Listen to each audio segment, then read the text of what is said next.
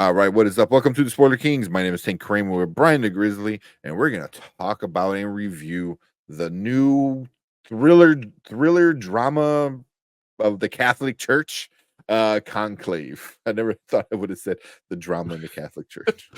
Thriller drama. Oh, there's more Yeah, drama in the Catholic Church. Come on. yeah, true. Come They on. even bring that up in this movie. So yeah, but yeah, we're gonna talk about Conclave. Just came out a few weeks ago. A movie that we both were like, I don't want to watch this. Nope. We wind up watching it for the show, and then we'll definitely give you guys our thoughts. So it's gonna be a spoiler, but we are definitely gonna talk spoilers with it. So if you haven't watched it yet, hit pause on this video, go check it out, come back and join the discussion. But before we get into all of our thoughts, Brian, you got a quick rundown of what this one is about? Sure. Cardinal Lawrence is tasked with one of the world's most secretive and ancient events, participating in a selection of the new pope. Surrounded by powerful religious leaders in the halls of the Vatican, he soon uncovers a trail of deep secrets that could shake the very foundation of the Roman Catholic Church. Yeah. So That's what happened. pretty much. So like, we'll just get right into our likes. Well, what you like about this one, man? Okay, so once I got past the first 35 minutes, everything else was amazing. The Mhm. acting was amazing. The story, the writing was amazing. It was very honest. You can see they talked about so many different things.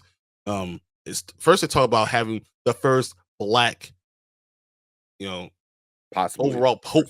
He Yeah. would he was there. He was 5 votes away from being the first black priest. I mean pope. It was amazing, right? Then we get all this other stuff with people trying to use the Roman Catholic Church to uncover other stuff and to use it as a power play. And even then they talk about how the church has become more about the power of the position and less about honoring God. So that's a tough situation to talk about, right? People don't like that. People don't want to talk about those things. But they did it so well, and I feel like they still did it with respect and understanding how men could be a problem, but not necessarily, it's not the church or God or anything like that. It's the men that are doing it. Man. And I keep on saying men because that was a main thing. They still don't let a lot of the nuns speak. You weren't supposed to do a lot of things. The way they treated people was like second class citizens. That was a huge narrative. And then of course the ending, the reveal at the end. I mean, can you get a better love than what they did at the end? Because that was amazing. Yeah. Because we had Sister Agnes was Isabella Rossellini. She was like the main sister of it, that got the most talking points. She was good in it. Even there's the part where like she kind of speaks up, and she even says, she goes, I know we're not supposed to speak up, but I'm gonna tell you what I know. And then after she was done, she kind of she literally threw somebody under the bus, and then she said, "Thank you." And it was good. That was like funny because she understood like her role in everything. I'm a sister. I'm not supposed to talk and blah blah blah. But also she knew the information she had was important. So yeah, so it's kind of, what do you do? Like, I have this very important information that these people need to know, but yet my role is not to be there. But she kind of broke ranks and said what needed to be said.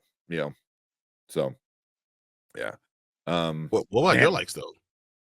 Oh, dude, like Ralph Fiennes was So amazing in this. His character was super great in this one too, because the whole time as everyone's scheming and being political, legit, they're being political on getting their people, like, oh well, I have my party over here and I have the people that are gonna vote for me and I have the people over here that are gonna vote for me, and stuff like that. And then him being, for me, him being the only one with like a conscience, where like, no, these are the rules, this is why we're here, there's even one part where like all this information, that stuff that's happening outside, He goes, no, we're like, I forgot what it was, but we're like secluded in Sequestered. here, Yeah. sequestered. Yeah, so it was like, no, they can't know this.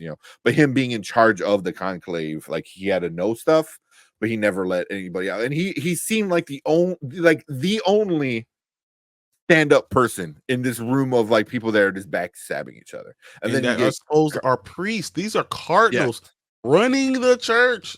yes, yeah, yeah. And then you get Cardinal Benitez, which was the Mexican cardinal that's in Cobal. I forgot where at. But I think So it was yeah, like it's in Cabal. So yeah, like they Cabal. what was in Yeah, was it Rwanda or was it an African nation during yeah. their thing, I think right? Congo. Congo, Yeah, in it the was Congo. Congo during their civil war, and all these places, and then Iraq, Iran, and then Cabal is where they are. I was Yeah, like, wow, yeah. who does that? And then no one knew that he was a cardinal. Yeah, it was like secret, done in secret, because I mean, obviously, it's like, yeah, you're gonna have this, Mexican archbishop at the time or whatever, that's gonna In a fully be Muslim in area. Muslim area. Like, yeah, that's just asking for trouble, right? And then that's even something that the movie I thought done well was there's a lot of racism going on, man. There's a lot of racism going on in this. It's like there's certain people that didn't want the one black cardinal to be cardinal, Yeah, Ademi. then they They're like, said "Cardinal very messed Ademi? up Oh, we stuff. can't have Yeah, him. Come on, he's you black. know, We can't be having him run the yeah. church." The stuff they said about Muslims, was like really messed up. Like there was a lot of Oh, man. racism going on in here, a lot of Tedesco? sexism. Cardinal Yeah, Tedesco was a problem. yeah, So, apparently yeah, the Pope beforehand was very progressive, wanted to yeah. accept more people, wanted to accept more cultures, wanted to be forward thinking. All right. Mhm, And Cardinal Tedesco wanted to kind of go back to the old ways. mhm, Make sure you need to be Roman Catholic. You need to speak Latin. This is what you yeah, need to do. Those are the guys we need. There should be an Italian person being Pope this time. We need to go the good old days. We want to make the church, the Pope, great again. That's what he was. pretty much, pretty That's much, really what he pretty, said. I was like, okay. pretty much, man. Yeah, and he even said something, to Ralph Fiennes' character, which is Cardinal Lawrence, and he kind of like he's like put his hand off. He goes, "I'm out of here," kind of Yeah. thing, and you know, it was good. Yeah. It says as a Catholic who has been there for the last two popes. No, who has been there? Yeah, for the last two popes. Like you, I really don't know the dealings with it. So like, I'm sure this was obviously dramatized for the movie and stuff. But from what I understand, the motions of it all is how it really happens.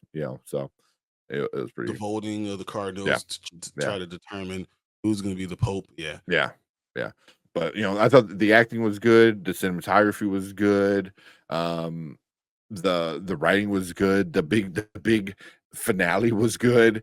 Yeah, Dude, yeah, the finale but was fantastic. yeah, definitely. I Um, I literally stood up in the finale. I screamed it.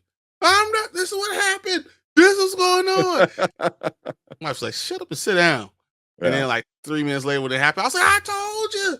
I told you. And she yeah. was like, shut up. Like sit down. Sit your butt down.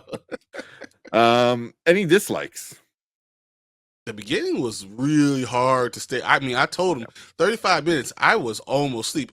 I was yeah, like a couple times, like, oh my goodness, this is hard. It was boring. And it was just going through the yeah, motions. And it was basically showing this is what we have to do.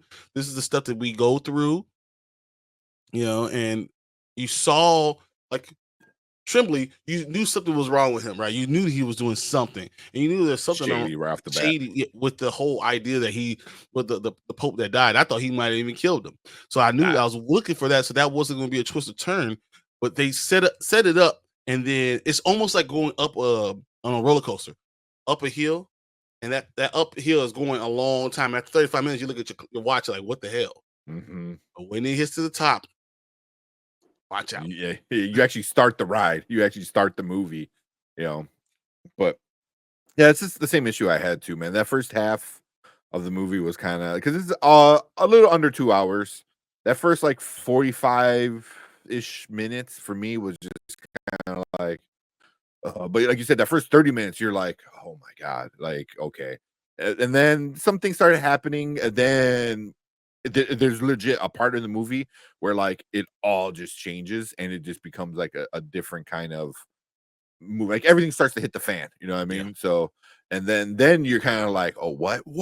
And then by the end, you're just like mind blown. Um, yeah. So, but besides that, a little bit too long. This should have been more around an hour 30 than 2 hours. And I think I can even do an hour 40 because you could have told all the things that are going on, did it in yeah, 20, 25 minutes, and yeah, we could have gotten to the movie much faster. yeah. Because I would say the first scene when they find out the Pope is dead, that was good because you get all the emotions and you kind of get the feeling of everything, and then it gets into a really kind of like slow part after that, and then the stuff happens. You know that.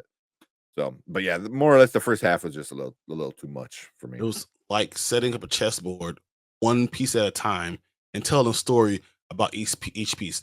By the time you got to the 10th pawn, you didn't care anymore, right? Kind of, yeah. That's and then what it made up for it. It really did. With that all down, we'll finish off with a now later never. Now means you got to watch it right now. Later means you wait till it's at home, and never means just skip it altogether. What do you give in Conclave? I'm gonna give it a now, but you know how you miss all the previews and you come to the movie 15 minutes later and you gotta figure out what the hell's going on? Do that. Yeah. Come in 15 minutes late, not know what's going on. You'll figure it out. They'll kind of explain what happened, and you will really enjoy the rest of the movie. So just come in 15 minutes late after the movie started. 15 minutes into the movie, walk it down, and you will enjoy the movie and the twists and turns that they give you are A+. Great writing. Good job, guys. I enjoy this movie a lot. Good job, Yeah. Edward Berger. Good job. Mm-hmm. Yeah. Yeah, great writing, great cinematography. I thought the cinematography was great with the way they shot things at times. Um, so I'm giving it a now. Everything. Acting was on point, writing was on point, the all the dialogue was on point. It looked gorgeous. Um, just a great ending as well. Definitely a now. Definitely, for me, a movie that I didn't even want to bother with because I'm like, I really don't care. It just seemed like kind of boring. I felt like it was going to be pretentious, and then Exactly. it wound up being an amazing movie that I did not expect it to get, with a bunch of great actors in it doing great things, and this is going to win a bunch of awards. But we appreciate everyone coming in, hanging out with us on the replay. Hit that like button, hit that subscribe button, leave a comment, let us know what you guys think about Conclave. And if you are watching live, stick around because we're going to get into some of your comments.